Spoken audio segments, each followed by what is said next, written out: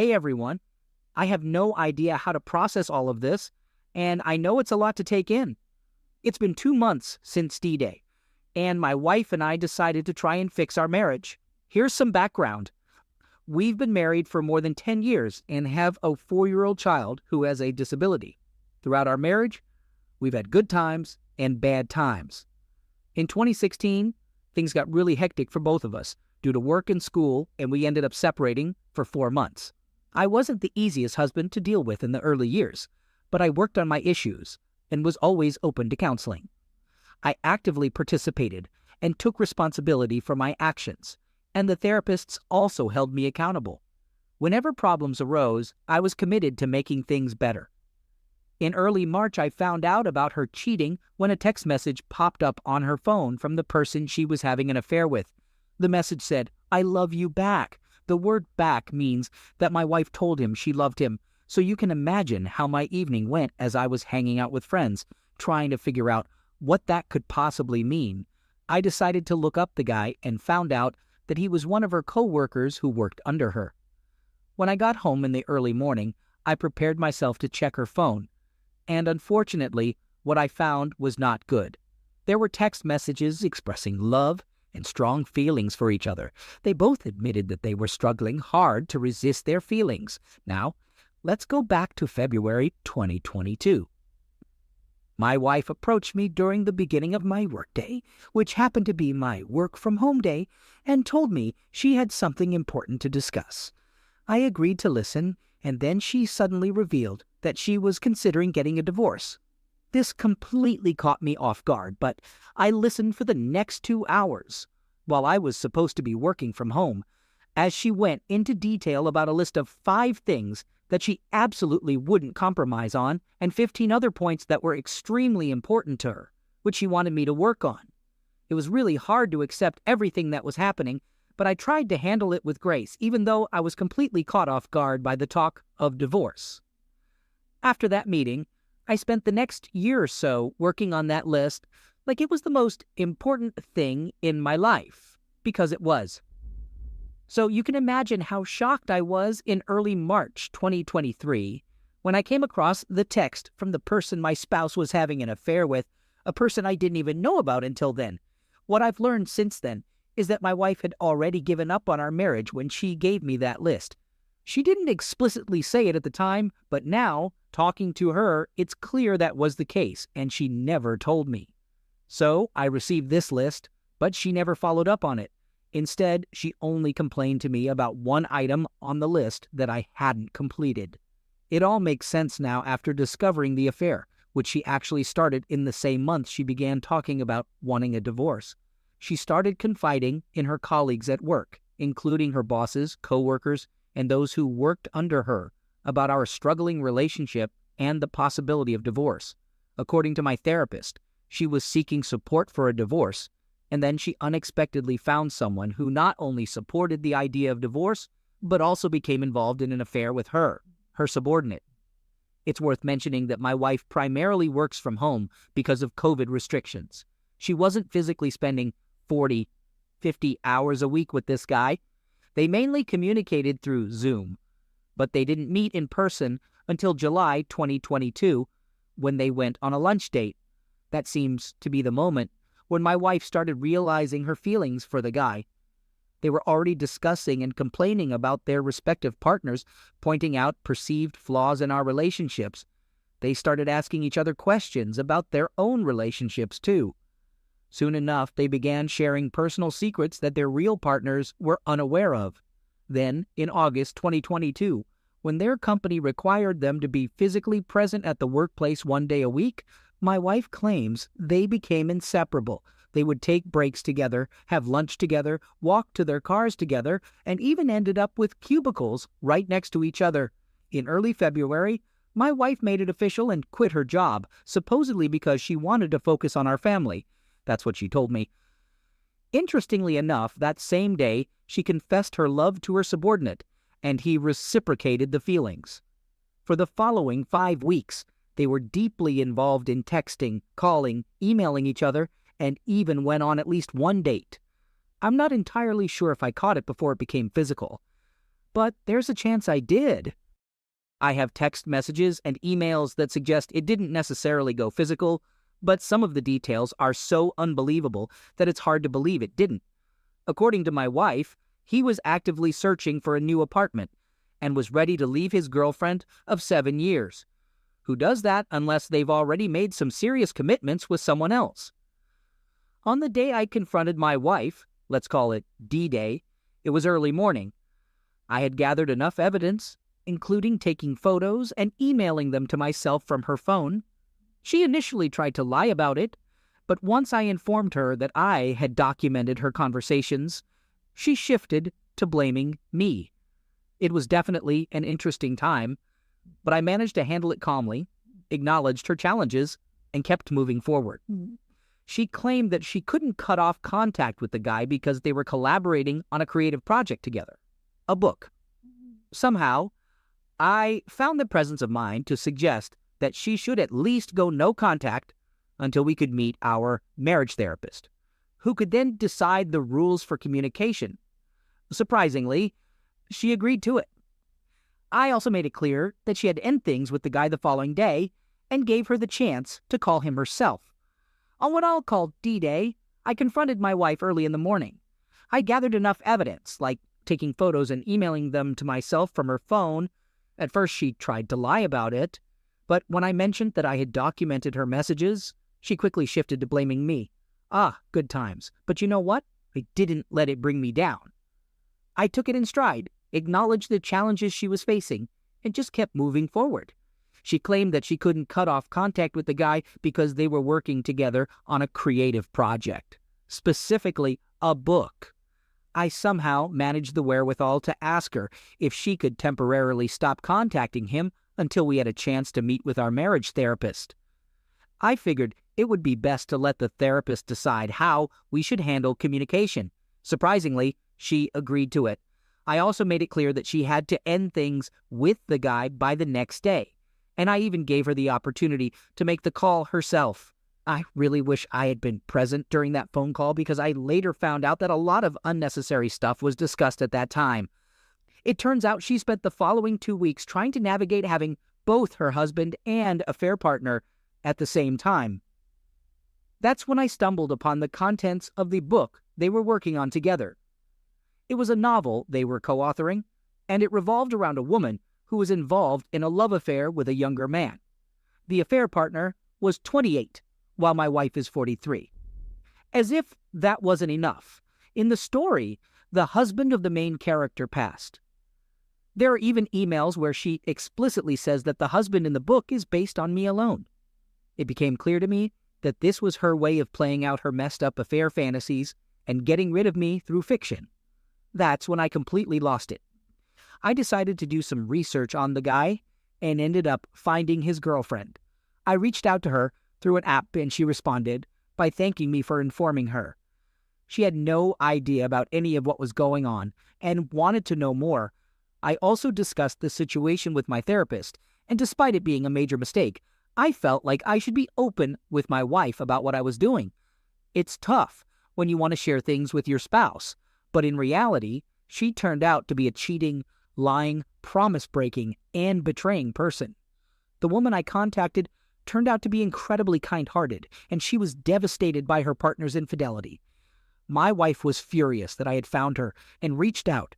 Interestingly enough, my wife had been secretly communicating with the affair partner behind my back, even after everything that had happened on D-Day. Eventually, my wife reached out to the affair partner based on both my demands and the instructions of our marriage therapist. But the AP told her to never contact him again, which was great. Reaching out to the affair partner's partner ended up breaking their connection, at least temporarily. After 5 weeks, I learned from her that she ended the relationship with him, and now he's nowhere to be found. Over the past 8 weeks, my wife has slowly started to open up. The truth only came out bit by bit, and usually only when I pushed her, like when I mentioned taking her phone and having an expert recover all the deleted texts. She has admitted to having developed feelings for the guy, and that the emotional affair lasted for more than 8 months. Despite all this, she's now begging for reconciliation. We have made some progress in the past 2 months since D-Day, but it's still emotionally and physically devastating for me. One of the toughest things to accept has been realizing that my wife's sudden increase in desire for closeness in February was because she wanted to be close with this other guy. I was just a backup plan for her while she waited for him to make a move. Despite my wife's constant denial, I have discovered concrete evidence that contradicts her claims that their relationship wasn't physical. It has been a pattern of her lying about almost everything until I found proof. My wife has a history of experiencing bowel obstructions, and she has been hospitalized twice before because of them. Usually, these obstructions resolve naturally within 2-3 days of being admitted to the hospital. It's always been a significant concern. However, last week on Tuesday, she started experiencing severe symptoms of another obstruction, and I immediately took her to the hospital. During the initial blood tests, it was discovered that she was pregnant. Despite numerous attempts in the past, we had never been able to conceive naturally. Our son was the result of fertility treatments, and we had never experienced a natural pregnancy to our knowledge. So, amidst the difficult situation of my wife's bowel obstruction, we now learn about her pregnancy, which limits the treatment options available for her condition. Eventually, she had to undergo surgery to remove a portion of her small intestine. Meanwhile, my family and close friends who are aware of the affair are questioning if I am the father of the child. Honestly, I have no idea. What I do know is that we both identify as Christians, and she has always been against terminations. I expressed my doubts about the child's paternity to her, and now she is discussing the possibility of terminating the pregnancy with anyone who will listen. After that, hey, folks, here's the sequel to my saga. I decided to take her to court. Armed with damning evidence of her infidelity, I filed for divorce. You'd think it'd be hard, right? But here's the kicker. I felt this incredible weight lift off my shoulders. I felt liberated. Suddenly, I was free from the constant lies and deceit. It felt good to stand up for myself, to put myself first for once. But my soon-to-be ex-wife wasn't having it easy. Karma, I guess, has its way. She was pregnant, and the man she had an affair with was now refusing to accept the child. He, too, left her, and she was left alone to deal with the consequences of her actions. You might think I should have felt sorry for her, but I didn't. I felt relief. I felt vindication. Meanwhile, my ex-wife was suffering. Not only was she alone, but the man she had chosen over me was nowhere to be found. Her infidelity had cost her everything, her family, her stability, and her reputation. I can't deny there was a part of me that felt a dark satisfaction in seeing her reap what she had sown. As for the baby, it was her problem now. I didn't care if the child was mine or not.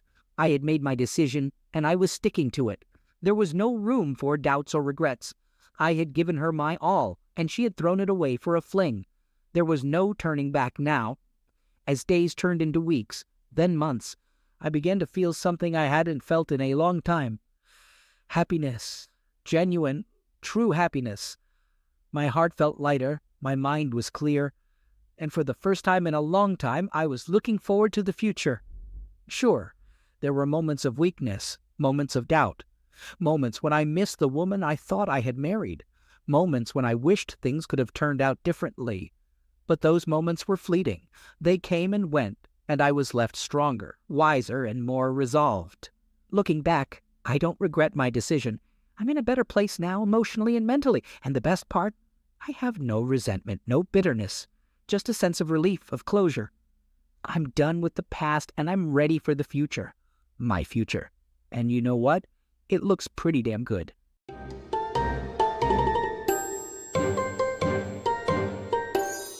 Second story. Some background information. I'm a 39-year-old man, and my spouse is a 36-year-old woman. We've been together for about 16 years and married for almost 14 years. We have 2 sons, aged 12 and 9. In the past, my wife and I have always gotten along really well. Of course, we've had our share of arguments or disagreements, but we've never had full-blown fights. We've always been able to communicate effectively with each other. My wife works as a hairstylist, and I work as a nurse. She also worked as an educator for a well-known brand and really enjoyed her job. As for me, I've been steadily advancing in my career, and about 4-5 years ago, I took on a director role. At that time, I was earning a decent income, And considering that my wife, who works as a hairstylist, often had to work in the evenings and weekends, she was missing out on a lot of time with our boys. That's why we made the choice for her to become a stay-at-home mom for our kids, while still keeping her education role because she genuinely enjoyed it. However, when the COVID pandemic arrived, her education job was no longer available either. Once things started to improve a bit with COVID, I received another promotion at work. So now I'm earning a really good salary, and we're not worried about her not working. In September 2020, our oldest child was diagnosed with type 1 diabetes. It was a major change in our way of life and caused a lot of stress, anxiety, and depression for both of us. As a result, we gradually drifted apart over the past few years. We completely stopped having date nights for the next 2 years because we were worried about leaving our child with others, but we're improving in that aspect now. During this time, we became emotionally distant and more like roommates than partners. Throughout all of this, I fully acknowledged that I wasn't the best husband. I neglected her emotionally and left her feeling alone, and I truly wish I could change that, but unfortunately, I can't. Although I was physically present, I wasn't there for her emotionally. Since she wasn't employed, I expected her to take care of our son's blood sugar at night because I had to wake up early for work. I also expected her to handle the household chores during the day. On the other hand, she started to resent me for not helping out with chores around the house or assisting as much during challenging moments with our son's fluctuating blood sugar levels. As a couple who used to excel at communication, we completely stopped communicating altogether.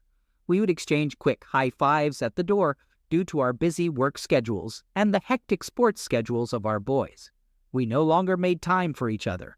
During all of this, my wife started playing a video game called Fortnite with our boys. She really enjoyed it and even played when the boys weren't around. She would stay up late at night after I had gone to bed and continue playing, while also keeping an eye on our son's blood sugar levels. It reached a point where she would still be playing when I woke up, returned home from work, and went to bed.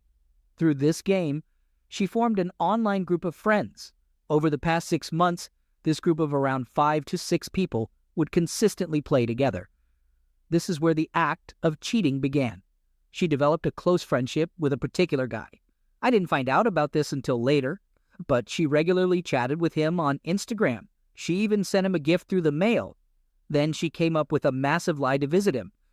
She told me that one of her old friends from her teaching days was opening a new salon and asked if she could come over for the weekend to assist with the grand opening. My wife shared this story with me, and since I had no reason to doubt or mistrust her, I completely believed her. She drove a long distance of 10 hours to spend the weekend with this guy she met online. During her absence, for some reason, I accessed our iCloud account and noticed a bunch of recently deleted photos. My heart sank when I saw them because they revealed what was happening. Throughout the trip, she essentially turned off her phone and barely communicated with me or our boys for the entire 4 days she was away. In the end, she returned home, lied about the trip, and I confronted her about what was truly going on. It took a few hours, but she eventually confessed to her actions. She strongly insists that it was only a friendship and that nothing physical occurred, but at the end of the day, it doesn't matter because she left and spent the weekend with another man. The trip took place approximately 6 weeks ago. After the initial shock, something unexpected happened. We actually had some wonderful conversations. We opened up about how we ended up in our current situation and how our relationship reached this point. It was truly the best conversation we've had in years. Throughout all of this, she never tried to minimize what she did. She took full responsibility for her actions, and as a result, we made the decision to give it another try. We both expressed our love for each other and agreed that divorce was not what either of us wanted. During this time, I also started seeing a therapist because otherwise I think I would lose my sanity. After everything that happened, the one thing I asked her to do was to completely block any contact with this guy. She agreed and ended up deleting Fortnite and all her social media apps. Fast forward to 3 weeks ago, while we were driving to my son's baseball game, I noticed she had Snapchat on her phone. I asked her about it, and she quickly denied it. When we arrived at the game, I saw her logging out of Snapchat, so I walked away. She later found me, apologized, and handed me her phone, begging me to look through it. But I wasn't interested anymore. We argued about it that night, and I told her to leave the house. However, we eventually calmed down, and she ended up staying. The following weekend arrives. I decided to check out this guy's TikTok account, and guess who I find among his followers? My wife. This leads to another major argument where I tell her she needs to leave and that I want a divorce. We slept in separate beds that night, but once again I didn't follow through and push the issue of her leaving. Now, let's jump to just a few days ago. I catch her playing Fortnite with this guy online. Later that night, I even look at her phone and see a message to another online friend saying, "I feel so stupid. I wish John would join so we could all play together." It sparks yet another huge fight, and this time I declare that I'm done. I pack up all my things, leave, and spend the night at my brother's place. I'm back, sleeping at home. We had tickets for my youngest son's first MLB game on Saturday night, and we planned to go to an amusement park today. So for the boys' sake, we did these activities together. We had another important conversation this morning. She said that for this to work, I need to control my anger outbursts, which I agree, it's not healthy at all. And I should stop snooping through her phone, even though she previously said she had nothing to hide and left her phone unlocked for me to check if I wanted. Today, I reached out to my therapist, who referred me to an anger management group session, which I signed up for this Wednesday night. She assured me once again that she will cut off contact with him and stop playing Fortnite because it's not worth it. She mentioned her willingness to attend marriage counseling and insists that she doesn't want a divorce. I woke up 3 hours ago at 2 a.m. and went downstairs, only to find her playing Fortnite on the couch. Although she wasn't playing with that guy, I believe she would have if he had been online too. Ironically, this morning she explicitly stated that she would never play again, yet here we are. I'm done arguing about it. I simply wished her good night and walked away. I'll be honest, ever since her return, I have been excessively controlling towards her for the past 6 weeks. Clearly, I've completely lost trust in her. I want to know every detail of her actions, where she's going and who she's with. I'm uncertain about the outcome, but I have a strong sense of where we're headed. It's upsetting because I still genuinely love her, and I believe she still loves me, but I'm not sure if we're in love anymore. I'll provide updates along the way, but I'm not sure if counseling can help us at this stage.